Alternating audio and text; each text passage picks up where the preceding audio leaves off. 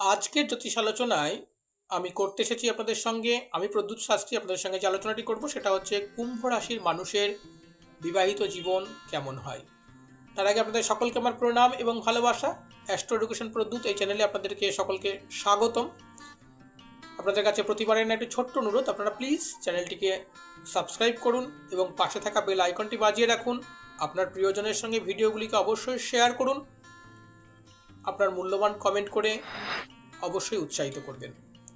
দেখুন, কুম্ভ রাশির মানুষেরা একটু দার্শনিক বা ফিলোসফিক্যাল হয়। এর ফলে এদের বিবাহিত জীবনে একটু সমস্যা হলেও বিবাহিত জীবন মোটামুটি সুন্দরই বলা যায়।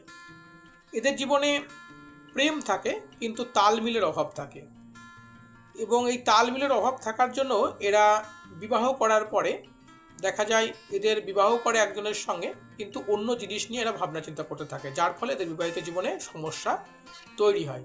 অর্থাৎ এরা প্র্যাকটিক্যাল না হয়ে একটু থিওরিটিক্যাল হয়, এবং একটু দার্শনিক ভাব থাকার জন্য এরা সমস্ত কিছুর সঙ্গে আধ্যাত্মিকতার মিল করতে চায়, এবং এই দর্শন এবং আধ্যাত্মিকতার মিল করতে যাওয়ার ফলে এদের বিবাহিত জীবনে কিন্তু সমস্যা তৈরি হয়।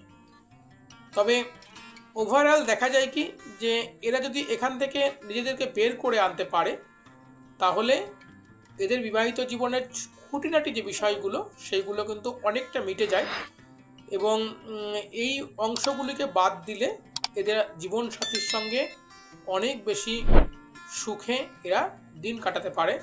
এবং আরও একটি কথা বলবো, যে এরা এই রাশির মানুষে যারা আছেন, আপনাদের বিবাহিত জীবনে যাদের সমস্যা রয়েছে, আপনারা অবশ্যই আপনাদের বিপরীত যিনি আছেন, অর্থাৎ স্বামী হলে স্ত্রী, স্ত্রী হলে স্বামী, আপনারা তাদের খেয়াল রাখুন, তাদের মতামতকে গুরুত্ব দিন, তাদের স্বাধীন চিন্তাকে আপনারা একটু গুরুত্ব দিন। দেখুন, আপনার জীবনের যে সমস্যাগুলো রয়েছে সেই সমস্যাগুলো কিন্তু অবভিয়াসলি কেটে যাবে, এবং আপনারা অবশ্যই থিওরিটিক্যাল না হয়ে ফিলোসফিক্যাল না ভেবে একটুখানি প্র্যাকটিক্যাল ভাবুন, আপনার বিবাহিত জীবন অনেক বেশি সুন্দর হবে। ভিডিওটি যারা দেখলেন সকলকে অসংখ্য ধন্যবাদ, এবং সেই সঙ্গে আরেকবার বলবো যে আপনাদের যদি কোনো সমস্যা থাকে অবশ্যই স্ক্রিনে দেওয়া নাম্বারেও যোগাযোগ করতে পারেন।